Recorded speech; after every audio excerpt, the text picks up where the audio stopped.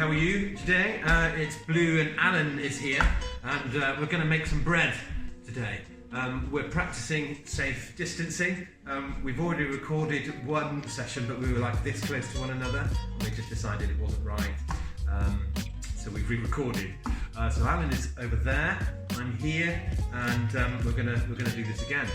So what you need for making bread is you need some dried yeast, you need some plain flour, you need some warm water with a little bit of that yeast in it, and a bowl with some flour in it. So I've already added the flour to this. If you were to look on a YouTube guide or whatever, you'd probably get measurements and stuff, but you know what, you really don't need it. Bread is the simplest and easiest thing to make. So in here I've probably got about a third of a bag of flour about this size, and that's a 1.5 kilo bag, and I've probably put about a third in there. So what I'm going to add to that, I'm going to add some of the warm water with some of the yeast in it. You can't go wrong here, because if you add too much water, then you just add more flour, and if you have too much flour, you just add more water. It's that simple. We do need in here a little bit of salt, which my assistant will get me now. Thank you, Alan. Some of you may have noticed today that we separate our youth into our church youth and our rock youth. But during this outbreak thing, I think when we do these videos, we're just going to do it for all of you, if that's okay.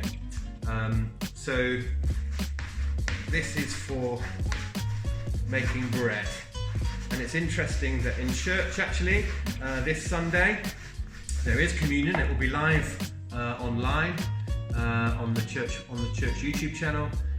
So here's an opportunity for some of you to make some bread, to have your own communion at home. I'm sure your dads are busy somewhere picking the grapes off the vine to get the wine ready, so you can contribute to that by making some bread. So this is still a little bit dry here, so I'm going to add just a little bit more of this. And what happens is, when you know it's ready, is everything starts to come away from the edge of the bowl. So really what you end up with, ideally, is a very clean bowl, and you'll start your kneading in the bowl. And what I mean by kneading is folding the mixture from the middle to the centre using the palm of your hand. So you'll do that in here first of all, a little bit more flour.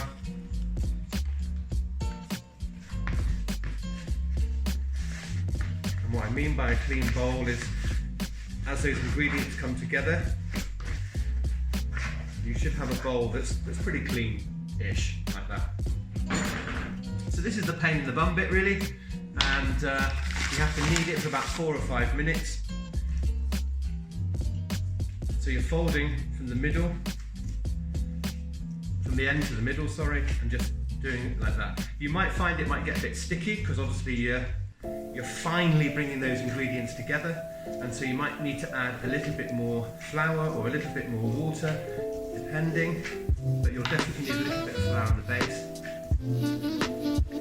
So I put the bread into this lovely round shape. Now this is ready for proving, and what we mean by proving is when you've added that yeast, and Alan talked about being puffed up, as in our own lives, if we add a bit of spirit to our life and a bit of God to our life, we become puffed up spiritually.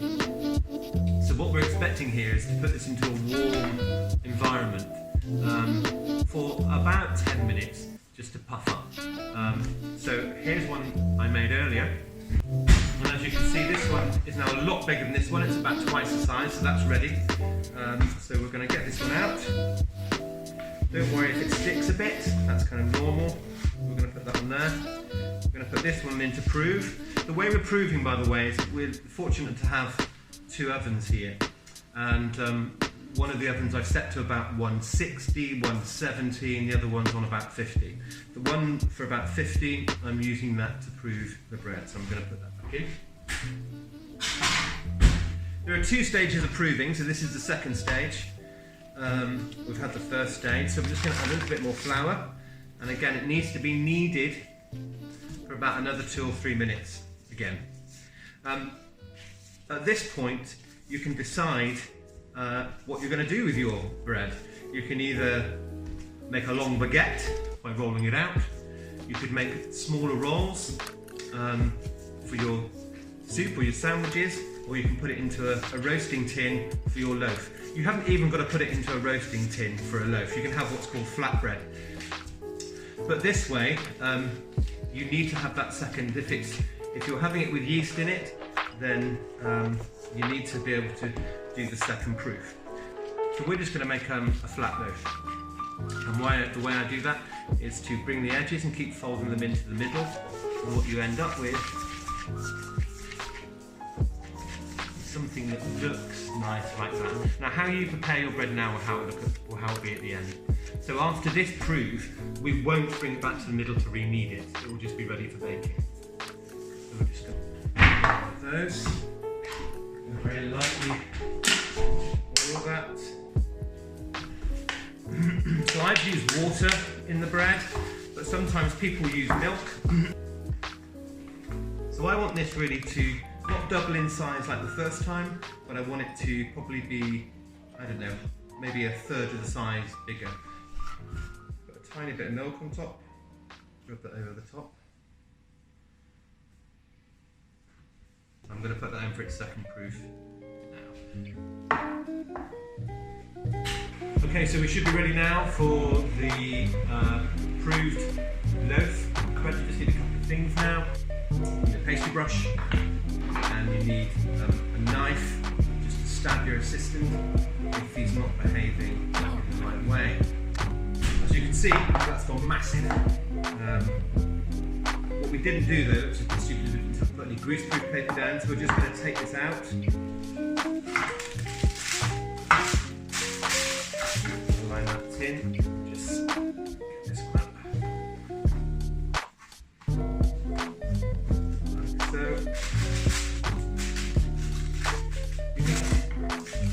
Just going to make a little bit of a cross in the top. And then just get a little bit of milk.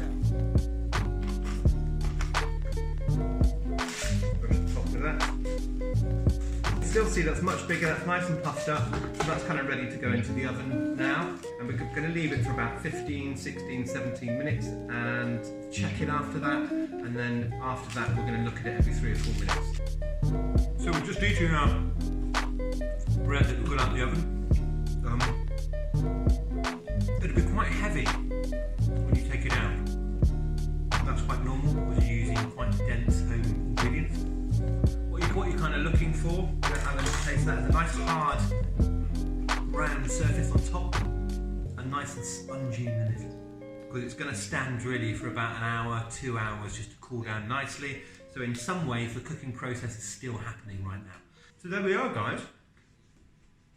That's how to make bread. It's really, really easy.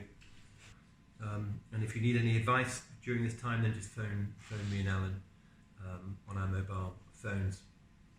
But yeah, so let's get busy making bread over the next week. But by next Monday, if you could just start feeding back to us, you guys making some bread, and we'll put together a little mishmash video of you guys doing that. So next week, pasta. How to make pasta. But we look forward to seeing you next week at some point. But yeah, have a go at making bread, and we just pray that you will have a good week. There we are. Okay, take care, guys.